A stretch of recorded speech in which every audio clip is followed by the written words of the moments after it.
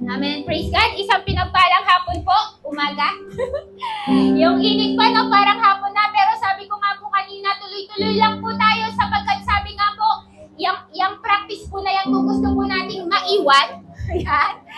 Ano pa lang po yan? Patikim pa lang po yan. Kaya sabi nga po, sino po gustong maiwan sa pagbabalik po ng Lord? Walang gustong maiwan. Amen. Kaya kailangan po, sabi nga po, tayo po ay patuloy na nag-aapoy sa Panginoon. Palakpakan po natin ang Diyos. At bago po tayo mag-umpisa, basahin po natin ang ating teksto. Inaanyayahan ko pong lahat na tumayo bilang paggalang sa salita ng Diyos. Basahin po natin sa Matthew 25, verse 24 to 30. Dito po tayo magpo-focus. Lumapit din ang alipin na binigyan ng 1,000 at sinabi sa kanyang amo, alam ko pong mabagsik kayo at walang awa. Inaani ninyo ang hindi ninyo itinanim at kinukuha ninyo ang pinaghirapan ng iba. Natakot po ako. Sabi po dito, natakot po ako, kaya ibinaon ko ang pera nyo sa lupa.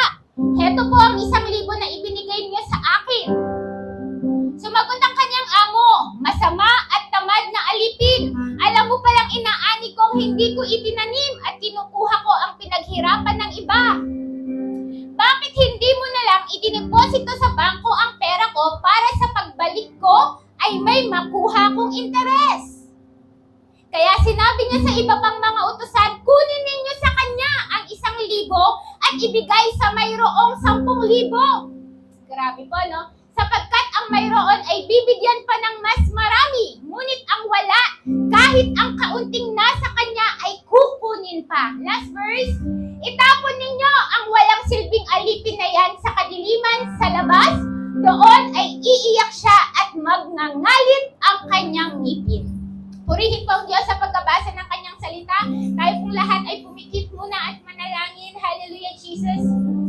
Lord, kanina po, Panginoon, kayo po ang nagbuhos ng presensya ninyo, O God. Kami po ang nag-alay ng iyong pagsamba sa iyo, O God. Ngayon po, Panginoon, umaasa kami na may patuloy ka namang ibubuhos na salita po sa aming buhay na magpapalakas at magpapatatag sa aming mga buhay. O God, anuman po, Panginoon, espiritu ng katamaran, espiritu ng ritualism, Panginoon, spirit, Panginoon, ng pagkainipin in the mighty name of Jesus, O God. We rebuke it in Jesus' name, O God. Today, O God, we want to focus on your word, O God. Sapagkat, Panginoon, ayaw namin masayang ang bawat salitang ibibigay mo ngayon sa aming mga buhay. Give us the grace, O God. Give us the grace to hold your word, Panginoon. Hindi po ito para sa iba, kundi para ito sa amin personally, O God. That's why, Panginoon, we know, O God, you will personalize your word today, O God, in Jesus' name, Panginoon. Salamat, Panginoon. We are so excited to hear your word today.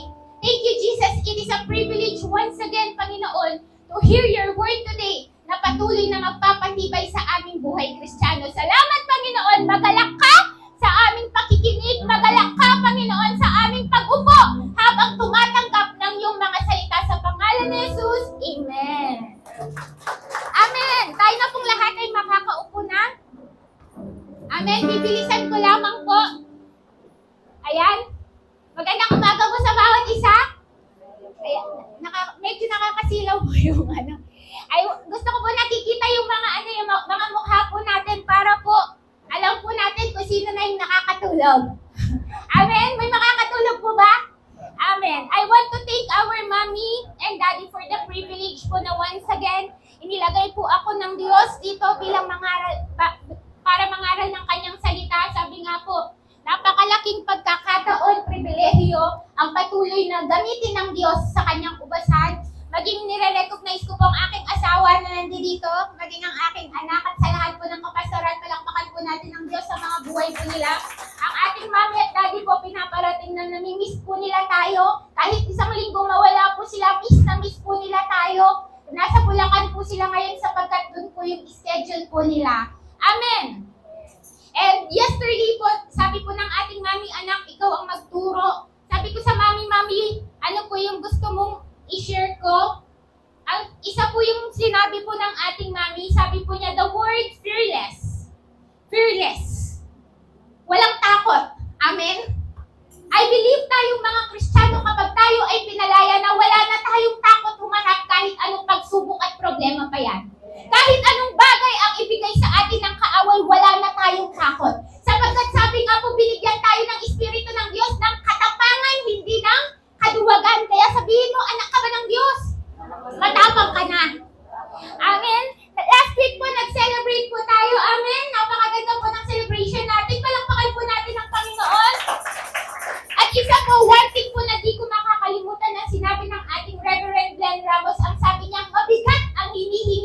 Diyos. Tama? Mabigat. That's why we need to do something. Ang sinasabi po ng ating speaker nung nakaraan, hindi ito bababa lang, babagsak. We need to do something. And that part, kapatid, kung gusto nating makareceive ng great harvest, one of the great harvest, one of the thing na kailangan nating gawin, nakaupo ka lagi dyan. Nakikinig ka lagi sa salita ng Diyos. Amen? Wala tayong ina-absentan. Sumasamba pa rin tayo sa Diyos. Amen? Kasi may dapat tayong gawin. And God reminds me of this. Hindi natin mararanasan yung great harvest if we are still on our comfort zone. The word na ibinigay po sa akin ng Diyos nung sinabi po ng ating mami, anak, preach about fearless. The word comfort zone. Kaya pamamagatan po natin, I want to speak the word entitled, out of your comfort zone. Out of your comfort zone! Ang tono po nito, kapatid, hindi siya out of your comfort zone. Matapang po ang tono ng ating title, out of your comfort zone! Palakpakan po natin ang Panginoon. Ibig sabihin, pakisundan po ako. Ibig sabihin, kapatid, sabi po, pinapalayas na tayo sa mga panahong nakakomportable lang tayo. Gusto po ng Diyos lumabas tayo sa mga bagay na nakasanayan na natin. Amen? Kasi sabi nga po, kung nandoon na lang tayo, alam mo yon, yung a-attend ka ng Sunday, magbibihis ka, wala ka ng pinananabikan, sanay ka na, eto na yun, magsi-Sunday, magwo-worship, magwa-warrior, opening song, praise and worship, word of God, mainit. Wala nang taste, wala nang impact. That's why God wants us to do out of your comfort zone. Ibig sabihin, kung dati sumasamba ka lang, alam mo yun, yung silent lang, yung pa-chill lang, kasi ayaw nating pagpawisan tayo masyado. Ngayon, wala na tayong pakialam kahit bumaho pa tayo, basta sumasamba tayo ng totoo sa Diyos. Amen? Sabi po kanina ng ating Pastor Lester, sigurado ka, Pastora, magko-quote ka. Sabi ko, this is for the Lord eh. Di ba? Talagang tiisin na lang. Bakit? This is the way we honor God. If sa tingin mo, you will honor God kahit pawis na pawis ka, then do it out of your comfort zone. Amen? Yung alam mo yun, yung gusto mo na lang mamahinga sa bahay, naka-aircon ka pa, chill-chill, alam niyo po, ito po yung kinamamanghaan ko sa ating mommy at daddy. One of the thing na hinahangaan ko sa kanila. Maaayos din po yan. Ayan. Sige po. Maglalaylo na ako, Pastor. Ayan. One of the things na kinakamangha ko po sa ating mommy at daddy, ayaw nilang nagpapahinga. Sabi ko, walang kapaguran kahit na alam mo yun, yung edad nila, makikita mo yung health nila, alam mo yun, napakainit, pero sige sila ng sige. Bakit? They are out of their comfort zone. Bakit? Doon natin mararanasan ang dakilang pagkilos ng Panginoon once na lumabas tayo sa mga bagay na nakasanayan natin. There is a story about sa isang lalaking nagngangalang Roger Bannister. Si Roger Bannister po, he broke the 4-mile record. Ibig sabihin po, ito pong 4-mile record na to, ang sabi po ng mga physiology, scientists, napaka-imposible daw po, eksperto po ang nagsabi, na ma-meet daw po ng mga runner, napaka-imposible daw pong marating nila, matapos nila ang 1 milya sa loob ng 4 na minuto. Kapag ka daw po sinubukan nila ito, mariris ang kanilang buhay. Maaari silang mamatay. Kaya for thousands of years, walang sumubok.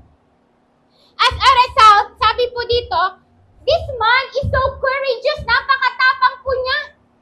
Nag-try po siya.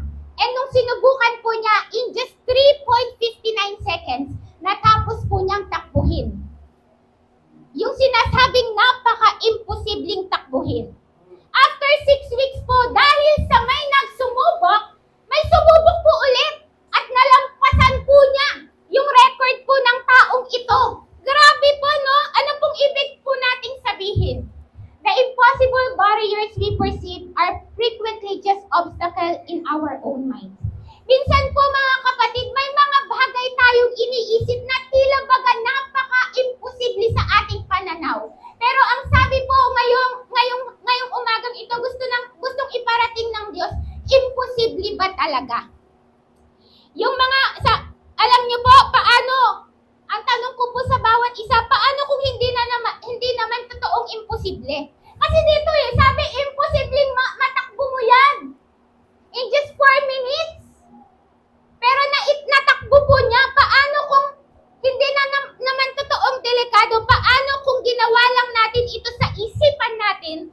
nagiging mindset na lang natin ito. Mga kapatid, alam niyo po, madalas ang nagiging problema ng mga Kristiyano ngayon, matatakutin. Wala pang nangyayari, natatakot na! Tama? Alam mo yun, sabi ng mami, anak, mangaral ka sa pamilya mo. Ay, paano kung ma-reject ako? Paano kung ganito? Paano kung... Hindi mo pa sinusubukan, hindi pa natin ginagawa, takot na tayo! Hello? Sabi po dito, marami ang magagaling na runners na pigilan dahil sinabi ng mga physiologists and scientists. But when Roger Bannister broke the spell, hundreds of athletes attempt. Isang tao, shut down, show down to fear. Nilabanan niya yung takot niya. Isang tao lamang po yun. Hindi siya pumayag na mapigilan. And yet, through the years, ramdam pa din po natin yung tapang niya. Hanggang ngayon, kilalang kilala pa din po siya bilang magaling na mananakbo. Amen? Tignan mo yung kasama mo ngayon, ramdam mo ba ang tapang niya? Alam niyo po, gusto ko pong sabihin sa bawat isa, next slide. Without courage, dreams die. Purpose die. Basahin po natin. Without courage, dreams die, purpose die. Kung hindi po tayo matapang, mga kapatid, na humarap sa mga bagay na pinapagawa sa atin ng Diyos, mamamatay. Mamamatay! Ang purpose natin, mamamatay ang courage natin. Naalala ko po habang nag-uusap ang mga pastors, sinasabi po nila, sabi po ng mami, kung hindi daw po natin aalagaan ang ating panawagan, ang panawagan natin ang papatay sa atin. Purpose die! Kaya kapatid, huwag nating hayaang manatili tayo sa mga bagay na nakasanayan natin. Kung hindi natin tatapangan, walang mangyayari.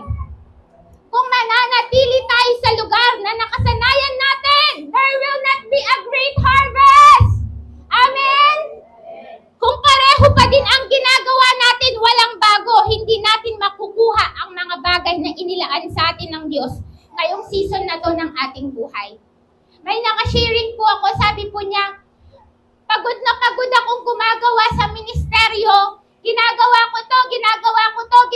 ko yung pinapagawa sa akin, pero walang nangyayari sa akin. I'm stuck! Ang sabi ko sa kanya, out of your comfort zone. Gawin mo yung mga bagay na hindi mo ginagawa para makatanggap ka ng mga bagong bagay. Paano ka ba naman, kapatid, makakatanggap kung wala tayong ginagawang bago? Gusto natin ng bago. Lagi nating sinasabi sa church, Lord, you are a God of new things, and a God of new things requires someone who is new. Amen. Parating bago. And I believe, lagi-laging may ginagawa ang Diyos sa buhay ng bawat isa. Amen? Napigil mo, laging may bago. Ilang pangarap na ba ang nanatiling pangarap pa rin sa ating mga buhay? Pangarap ka na lang ba? Diba? Alam mo yun, ang dami ng pangarap, ang daming pinangarap sa atin ng Diyos. Hindi tayo nakakarating sa pinapangarap sa atin ng Diyos dahil wala tayong ginagawa. It's harvesting time. Huwag nating hayaang matapos ang taong ito nang walang nangyayari. One of the things na sinabi po, na natandaan ko po na sinabi po ng ating Pastor Nico, we will grieve if we will not receive the great harvest. Bakit? This is for us na eh! Taga-CGC FJTG ka ba? Tanungin mo katabi mo! Tanungin mo, kapatid! Taga-CGC FJTG ka ba? Para sa'yo at para sa akin ang great harvest! Amen! Kailangan nating maintindihan yun! Hindi tayo manonood na lang, wow, nag-great harvest na siya.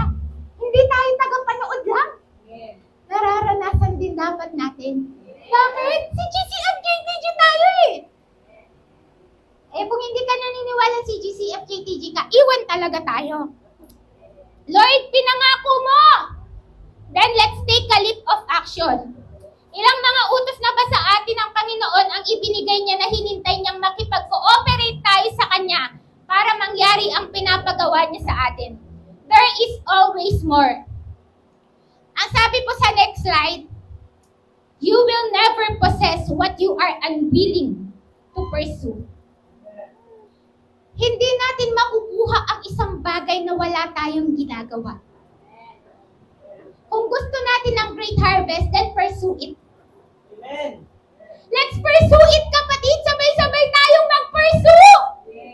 Alam niyo po, I believe yung great harvest, one of the great harvest na sinasabi ng Diyos, we will not be staying here.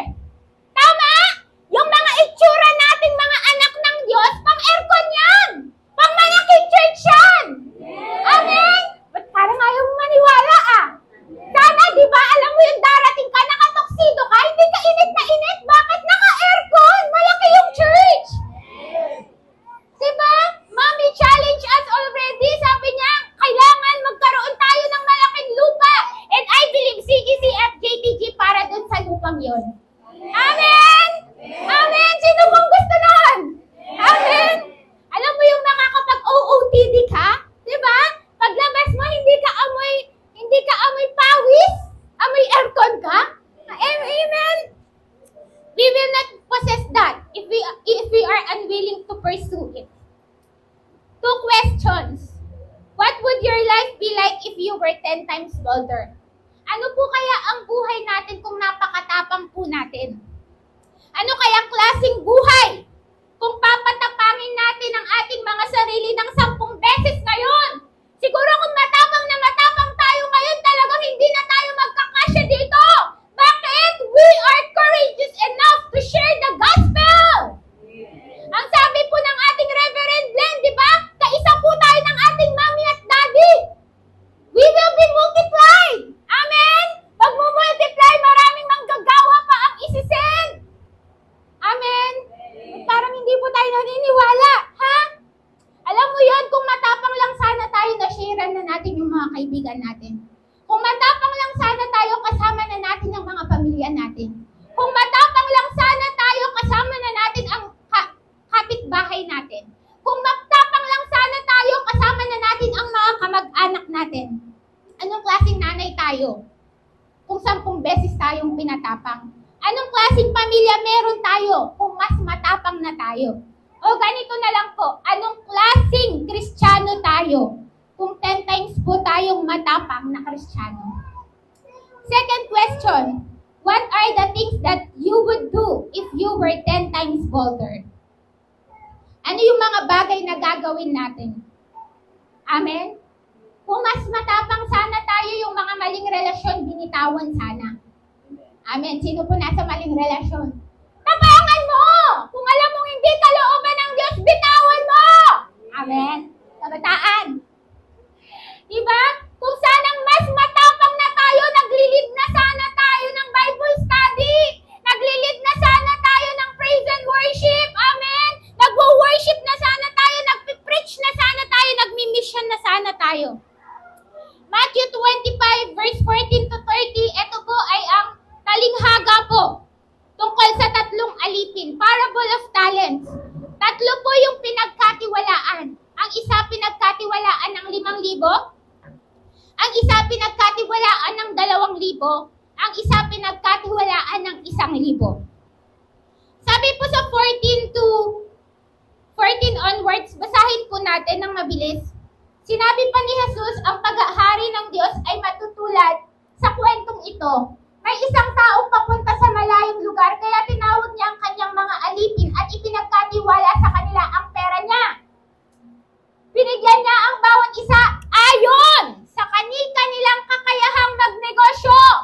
Binigyan niya ang isa ng 5,000, ang isa naman ay 2,000 at sa isa pa ay 1,000. Pagkatapos ay umalis na siya.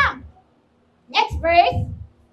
Ang alipin na binigyan ng 5,000 ay kaagad na umalis at ginamit sa negosyo ang pera at tumubo siya ng 5,000. Galing naman ito. Ganoon din ang ginawa ng alipin na binigyan ng 2,000 at tumubo siya ng 2,000. Next verse. Pero ang alipin na binigyan ng 1,000 ay naghukay sa lupa at itinago roon ang pera. Pagkalipas ng mahabang panahon, bumalik ang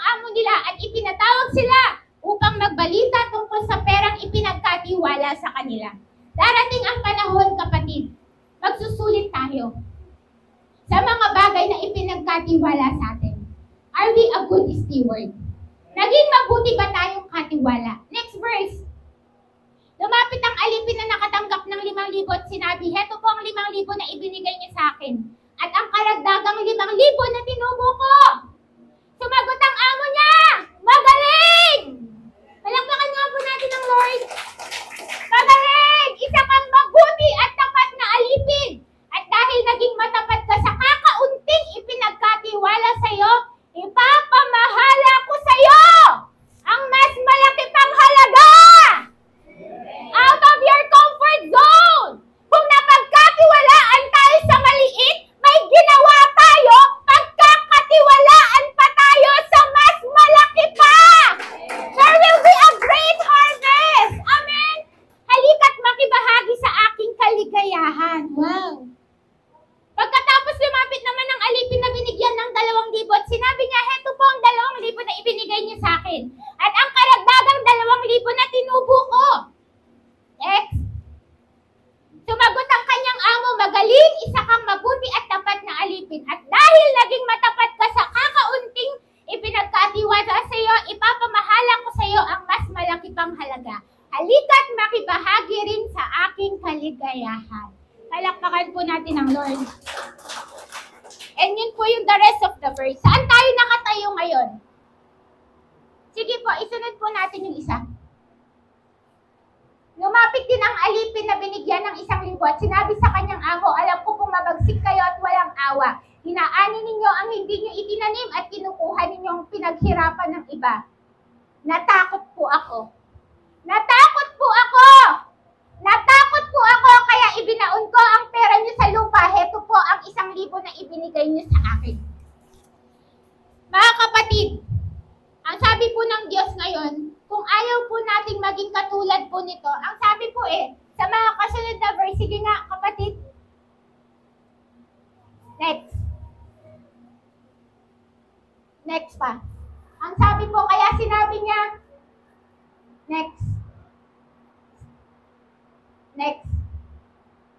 Sabi po niya, doon sa 1,000 na ibinaon po dahil sa takot, itapon ninyo ang walang silbing alipin na yan sa kadiliman sa labas. Doon ay iiyak siya at magngangalit ang kanyang ngipin. Mga kapatid, part of our great harvest is makasama sa muli niyang pagbabalik. And if mananatili po tayong naduduwag, mga kapatid, hindi po natin ito mararanasan. Next slide po. In order to see the promises of God with your very eyes, you have to be okay in going out of your comfort zone. Gusto po ba nating masaksihan ang dakilang pag-ani? Yes. Sino pong gusto? Yes. Sa lahat po ng gusto, shout amen. Yes. Amen. Sa lahat po ng hindi nag-amen, iwan po tayo. Amen. Sino po dito gusto makita na na-fulfill ang mga pangako ni Lord sa buhay niya? Yes. Kailangan nating lumabas sa kinauupuan natin, kinahihigaan natin sa kahon kung saan lamang tayo sumisiksik tayo sa takot natin. Maging handa po tayo sa mga bagay. Amen? Yes. Pwede po tayong medyo masaktan, mahirapan, pumalya, pero ikakalago po natin ito. Amen? Kasi si Lord po hindi siya naghahang out sa mga bagay na komportableng lugar. Pinanganak nga po ang ating Lord hindi sa ospital na di aircon. Sabsaban, hindi komportableng lugar. Kung hahanapin natin si Lord sa mga komportableng lugar, hindi po natin doon makikita ang Diyos. Amen? Kailangan yung buhay po natin purposeful. We choose to live a lifestyle that is not convenient. Amen? Kailangan nabubuhay po tayo ng buhay na hindi madali. Nabubuhay po tayo ng buhay na hindi kampante. Nabubuhay tayo sa buhay na hindi komportable. Amen? Where we need to depend to God constantly. Tatlong points lamang po ang itatakal po natin dito. Number 1, believing believers go out of their comfort zone. Sabay-sabay po nating basahin. 1, 2, 3. Believing believers go out of their comfort zone. Kristiyano lang pero hindi naniniwala. Kaya sabi ko po dito, believing believers dapat naniniwala tayo. Yung mga naniniwalang Kristiyano, lumalabas po yan. Sabi po sa Matthew 25, verse 16, kumilos agad ang tumanggap ng 5,000. Gayon din ang tumanggap ng 2,000. Kaya once na may kapatid na may inuutos ang Panginoon, kilos agad. Huwag nang patumpik-tumpik pa. Amen? Sabihin mo sa katabi mo, huwag ka nang magpatumpik-tumpik pa. They go out of their comfort zone nang walang delay. Nagli ang lumabas. Amen? At ano po ang nangyari? Ano po ang nangyari paglabas nila? Nawalan po ba ito ng saysay? Nawalan ba ng saysay, kapatid? No! They gain more! Amen? Tapikin mo yung katabi mo! They gain more! Sige, tapikin mo! Yan, para namang others tayo eh. Diba? They gain more! Lumabas kasi sila sa comfort zone nila. They harvest! At ano pa po yung masarap dito? Halika, sabi po ng amo nila.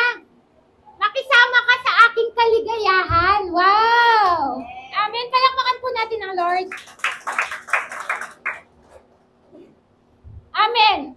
Alam na alam mo yung may pananampalataya. Gumagalaw po yan. Automatic yung paggalaw. And alam na alam po natin kapag believers po tayo, we are unstoppable. Kahit napapagod na tayo, kahit hindi natin maintindihan, hindi tayo nagpapapigil. Pipigilan na tayo ng mundo, pinipigilan na tayong umaten. Pagod na pagod ka galing sa trabaho, antok na antok ka, yet tatayo ka. Kasi you are unstoppable. Amen? Pero may isang servant po dito, pinagkatiwalaan ng thousands. Binaon, walang ginawa sa sobrang takot. Paano kung tinatanong tayo ngayon ng Panginoon, anak, ano yung ginawa mo sa natanggap mo? Sino na po yung may natanggap sa Diyos? God is asking us, ano ang ginawa natin? Ano ang ginawa mo, anak? There is a seed. Ano ang ginawa natin? Amen? Nakarinig tayo ng salita ng word, ng salita ng Lord. Ano ang ginawa natin? Ginawa mo ba yung mga dapat mong gawin? We need to do something to get the promise. Hindi po tayo si Juan Labad. Naaantay lang bumagsak. Amen? Alam niyo po, ang mga Kristiyano kilala bilang pinakamasipag na tao. Amen? Kaya sabihin mo, dapat masipag ka. Amen? Kapag pinangakuan ka ng bahay at lupa, hindi po yung darating. Oh, ito na yung titulo mo. Salamat talaga. May gagawin tayo. There is a seed that we need to plant. And it will grow. Magiging bahay at lupa siya. Amen. Alam mo yun? May gagawin ka kung gusto mong madala ang pamilya mo dito. May gagawin ka. You have to share the gospel. Kung ginawa mo na yun, magpakabait ka. Makita sa buhay natin na Kristiyano tayo at may binagong buhay. May gagawin tayo. Kung dati hindi tayo maglalaba na tayo. Kung dati hindi tayo naghuhugas ng plato, maghuhugas na tayo ng plato, mga kabataan. May gagawin talaga tayo. Diba? Ha? Hindi pwede, ay, ang anak ko napakasipag, wala ka mang ginagawa eh. Diba? Mga kabataan, alam niyo po, napakasarap ng kasama ang buong pamilya sa church. Amen? Sa lahat ng kasama ang kanilang mga magulang, say amen. Amen? Sa lahat ng buo ang pamilya dito, say amen. Amen? Proud na proud, diba? Napakasarap maging banding. Pangakong there will be a great harvest, kailangan lumabas tayo sa comfort zone natin. Kailangan magpaayos tayo ng ating mga buhay. What's stopping us? Ano yung mga bagay na pumipigil sa atin? What's holding us back? Ano yung mga bagay na alam mo yung tinatalian ka ng kaaway para hindi mo marating, para hindi tayo makahakbang? When was your last do-it moment? Kailan yung huling beses na sinabi sa'yo ng Diyos, anak, gawin mo to? I will do it, Lord. Yes, Lord. Amen, Lord. Takot kang mabigo? Takot kang mahusgahan? Nahihiya ka? We live in a world that warns us danger with every turn. Ngayong panahon po ngayon, lahat danger. Ngayon po, alam niyo po, sa sobrang ingat, minsan mas nakakapahamak. Ang sabi po ngayon, yung mga bata po ngayon, sobrang overprotective po ng mga magulang. Ayaw nadadapa, ayaw naglalaro sa labas, germs. Kaya lalaki po silang sakitin. Amen? Kaya yung 3 po dyan na baby, walang takot sa germs yan. Bakit? Diba? We need to discover the world. We go out of their comfort zone. Bakit, kapatid? Kapag nandoon lang sila sa aircon, di pinagpapawisan, paglabas niya, nainitan lang, magkakasakit na. Ganun po Ganun yung buhay ngayon. Nagwa-warn po tayo lagi. Kids need to fall a few times to learn it's normal. Kailangan madapa ng isang bata para malaman na normal lang ang nadadapa. Teens likely need to learn on their own in their studies. Kailangan matuto ng mga kabataan ngayon. Amen? Kaya maraming mga kabataan ngayon parang baby pa rin. If parents remove risk from children's life, they will likely experience high arrogance and low self-esteem in our growing leaders. Gusto po ba natin ng arrogante na mga leaders at mga takot? Alam mo yung low self-esteem? Bakit? Laging inaakay-akay ng magulang. Tama? Ano po sinasabi ng Diyos ngayon? We have to go out on our comfort zone. What is the point? Kung lagi lang tayong kampante, kung gusto lang nating kampante sa lugar kung nasaan tayo, hindi tayo lalago. I'm speaking to everyone po. Hindi excuse, mapa-leaders, workers, pastors, members, lahat po tayo kasama dito. Bakit? Sabi ng Diyos, may araw-araw ginagawa sa atin ng Panginoon. We will not get stuck kapag po tayo ay Kristiyano. The kingdom we belong is entered into by faith, lived in through faith, and extended with faith manifested through going out of our comfort zone. Hindi po maaalis sa atin ang paglabas sa ating comfort zone dahil ito ay tanda ng ating pagtitiwala sa Diyos. Amen?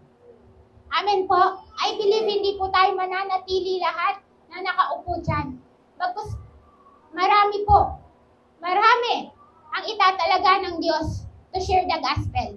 We are all commissioned to share the gospel. Palakpakan natin ang Panginoon. Kasama ka! Kaisa tayo, kapatid, to share the gospel. Amen? Kung gusto natin ng mas matinding dalaw ng Panginoon sa buhay natin, aalis tayo sa comfort zone natin. Alam niyo, na-realize ko, yung pagkilos po ng Diyos ay nakadepende kung gaano katindi yung pagdidesire natin sa Kanya. That's why, kapatid, kung hindi na natin nararanasan ang Diyos, hirap na tayong umiyak sa presensya niya, hindi na natin maranasan yung joy while we are worshiping the Lord, then do something. Hindi na sapat yung ginagawa natin. Kung kailangan sumayaw ka. Kung kailangan mapaos ka sa pagsigaw para marinig ka ng Diyos, sumigaw ka. If that is your best for the Lord, do something for the Lord. Ang sabi po, on these last days, God will pour out the Holy Spirit of God. And yun po yung lagi ko pong namimiss. Alam mo yun? Yung na-extend yung worship kasi ang sarap lang sumamba sa Diyos. Pero ngayon, makikita natin maraming Kristiyano kinaiinipan ng pagsamba. Ang pagsamba is a privilege. Alam mo yun, yung umiiyak na, ikaw wala ka pang maramdaman. Ni isang balahibo mo, hindi tumaas. Tumaas pala kasi natatai ka. Kapatid, let's bring back those moments. Kasi sabi nga po sa ating pagsamba, God is doing supernatural things. Napakasarap po. Speaking in tongues, slaying, napakasarap maranasan po ulit yun. Ang sabi po dito, if God tells you to do something, then do it. May patotoo na tayo nung lumabas po tayo sa lugar kung saan tayo pinapalabas ng Panginoon. May nangyari sa ating mga buhay. One of the most painful thing in this world is living with regret. Ito po yung pinaka nakakalungkot. Mabuhay ng sana. Mabuhay ng may panghihinayang. God called us to do significant things. Sabi po dito sa quote na to, gustong-gusto ko po to eh. Basahin po natin. Let us not glide through this world and then slip quietly into heaven. Ano pong ibig sabihin? Pag himay-himayin po natin. Sabi po dito, without having blown the trumpet loud and long for our Redeemer Jesus Christ. Let us see to it that the devil will hold a thanksgiving service in hell when he gets the news of our departure from the field of battle. Sana daw po, wag tayong dumaan lang dito sa lupa na hindi man lang tayo nararamdaman. Ay, may nabubuhay pala na gano'n na pangalan. Sana wag ganon. Hindi man naramdaman ng mga katrabaho natin, Christian pala siya. Hello? Hindi man naramdaman sa bahay ng mga kaklase natin, ng mga pamilya natin, nag-church pala siya, yung totoo. Sabi po dito, let us not glide through this world and then slip quietly into heaven. Parang nagtiptoe tayo sa langit. Hindi man lang naramdaman yung buhay natin, hindi tumatak, walang nangyari. Alam niyo po, ang kalooban ng Panginoon ay magkaroon tayo ng buhay na may kapangyarihan. Bakit? Without power, hindi po yun magandang balita. The gospel we receive has a power.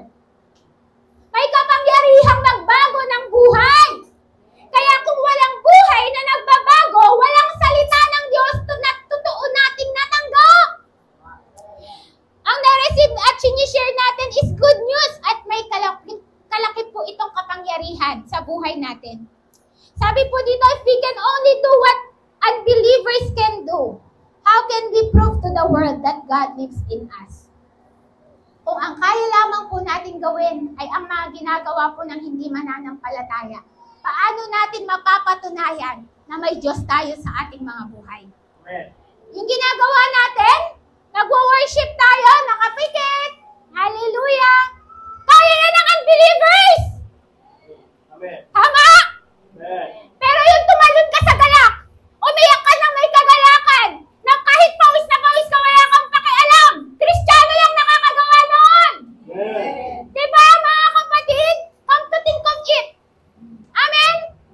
Tama po ba?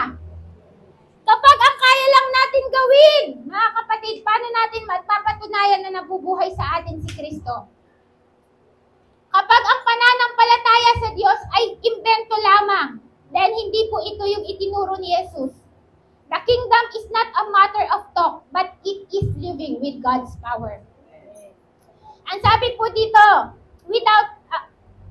sabi po dito sa kasunod, balik mo kapatid yung quotes natin, without having blown the trumpet loud and long for our Redeemer Jesus Christ. Sana daw po, kapag namatay tayo, ang dyablo magpa-Thanksgiving party sa impyerno. Bakit? Kapag na-receive niyang namatay na si ano, ay salamat naman, pinahirapan niya ako ng gusto, ang dami niyang naakay, ang dami niyang napunta sa church. Grabe talaga, wala akong nagawa sa taong yan, mag-celebrate tayo, patay na siya. Diba? Sana ganun. Kaso ngayon, kapatid, ang laban natin, hindi na tayo pinapansin ng dyablo kasi wala na tayong kalaban-laban. Ay, sige lang, diyan ka lang. Bibitsugin to sa akin. Hindi ko na kailangan itempt. Natitempt mag-isa. Ay. Kaya, si Satanas, napaka-effortless na. Tawa-tawa na lang sa atin. Amen? Sabihin mo sa katabi mo, pahirapan mo naman si Satanas. Amen? Naging mission po natin ito.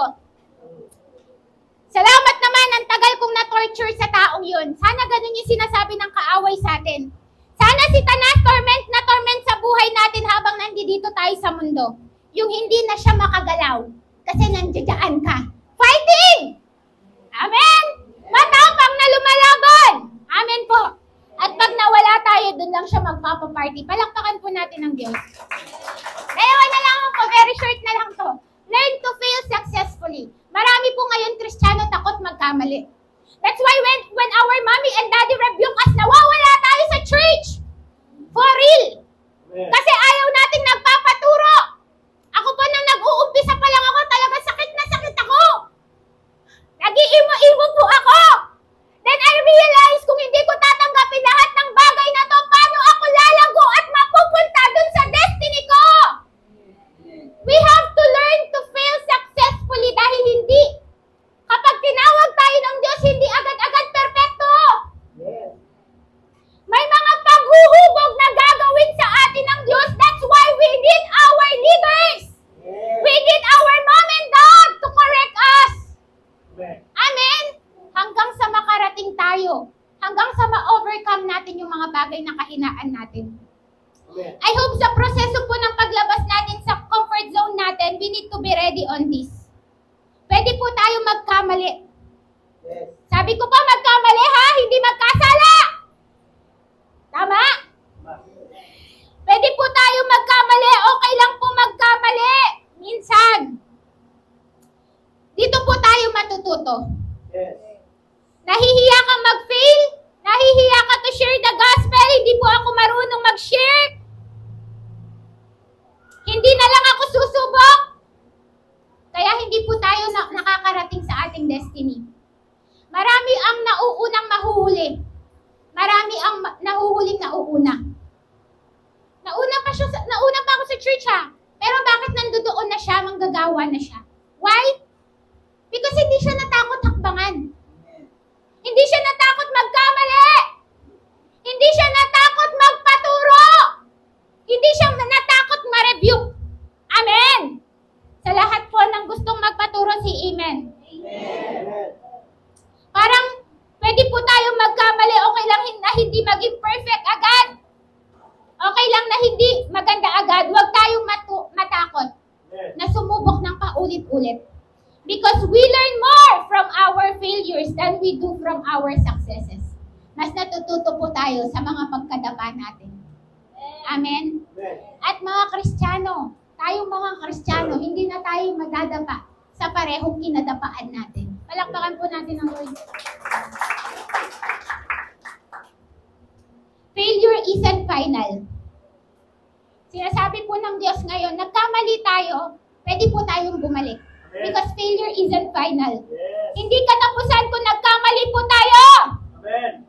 Kunin natin lahat ng natutunan natin, baunin natin lahat. Amen. Amen? Hindi ka pa tapos hanggat hindi pa natatapos ang Diyos sa buhay natin. Hindi pa natatapos ang Diyos sa buhay natin hanggat ikaw at ako nandito pa sa church. Yes. Amen? Kapag may pinapagawa ang Panginoon, huwag mong sukuan. Yes. Kahit ilang ulit magkamali, babangon tayo! Amen? Yun yung totoong success. Amen. Yung pagbangon natin hanggang sa matuto tayo. Amen? Amen. Maraming mali sa mga naging decisions natin. Hindi po tayo nagiging perpekto. Kaya wag po tayong matakot dahil alam niyo po, ang mami at daddy natin hindi nagsasawa. Pagka nakakasama po namin nananalangin si mami, sabi ko, kahit all day, napakapagod na, madaling araw nananalangin siya, babanggitin niya lahat ng pangalan. Sabi ko, grabe.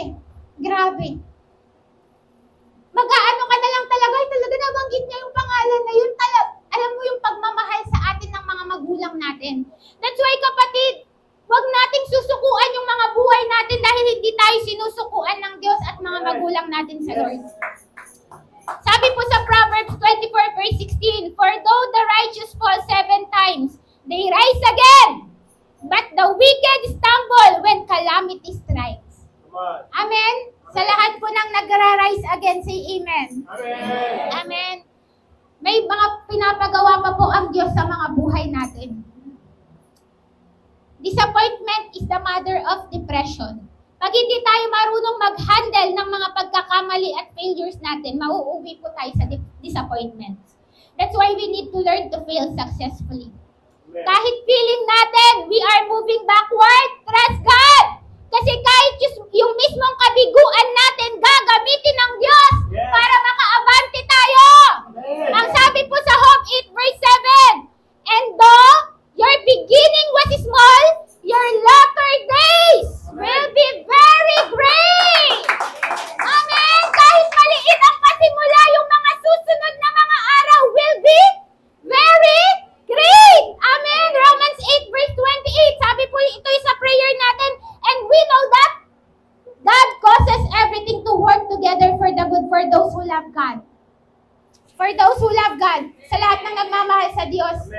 ng hallelujah. Hindi sasayangin ng Diyos kahit yung mga mistakes natin at failure. Amen? Amen. Baka masaktan ako, baka mapahiya ako, then do it for the Lord! Yes.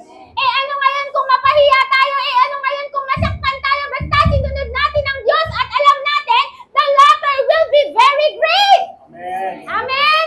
Amen. Doing nothing doesn't change your current situation. Sabihin mo sa katabi mo, doing nothing doesn't change your current situation. Kung wala tayong ginagawa, walang magbabago sa sitwasyon natin. Bakit pa ulit-ulit ko itong nararanasan? Do something new. You can expect a different result by doing the same thing. Alam mo yun, nagpa-pray ka naman. Pero grabe pa rin yung attack ng kaaway, then pray more! Amen? Umiyak ka sa Diyos! Nagpe-pray naman ako 3 times a day. Nagpe-pray naman ako 5 minutes. Gawin mong 10 minutes, 15 minutes, 20 minutes, 30 minutes! Amen. Do something new for the Lord. It's time to move on. Sabi po sa Philippians 4:13, we can do all things through Christ who strengthens us.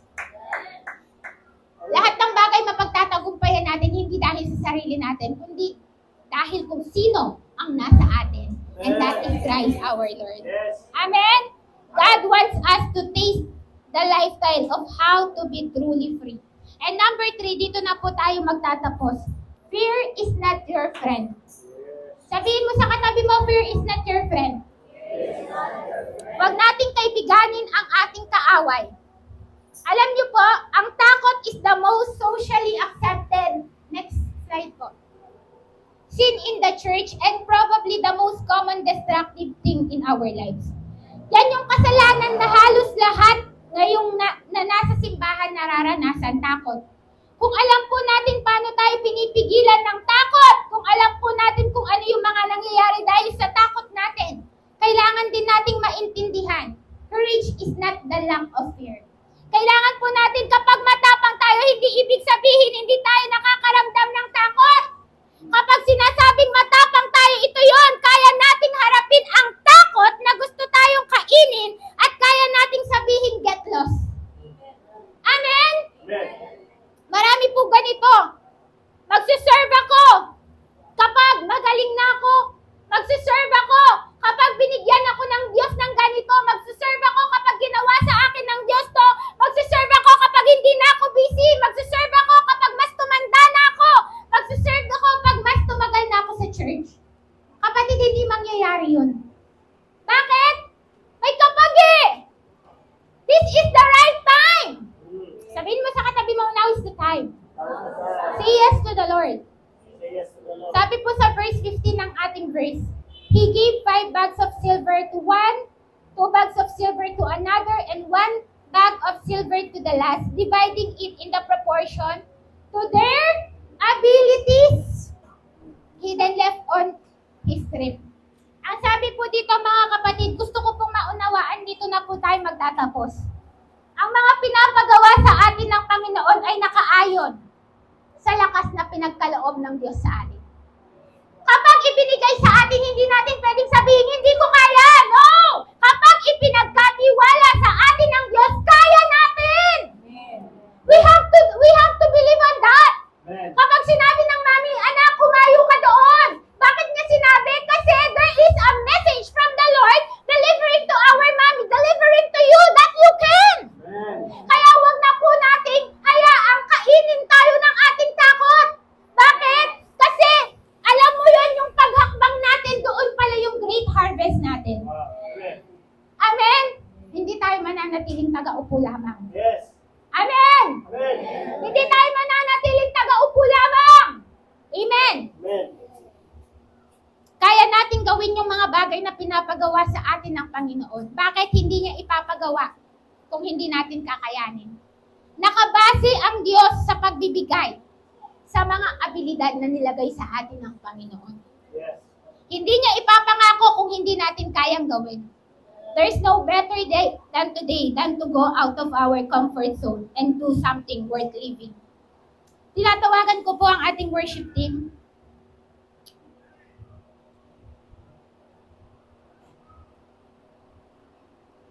Dito na po tayo magtatapos. Pagbulay-bulayin po natin 3 questions that I want to leave to you. Ang sabi po dito, what if we knew we were significant? Alam po ba natin that we are significant, we are valuable, and we are enough? Kung naniniwala po tayo, if we want more, let's go out of our comfort zone. If we want new, let's go out of our comfort zone. Yes. If we want greater than before, let's go out of our comfort zone. Yes. If we want great harvest, let's go out of our comfort zone. Ang sabi po, sa mga taong napagkatiwalaan, Matthew 25 verse 21, NLT version, ang sabi po dito, if you want to be entrusted, sabi po ng Diyos sa mga taong mapagkakatiwalaan, the Master was full of praise.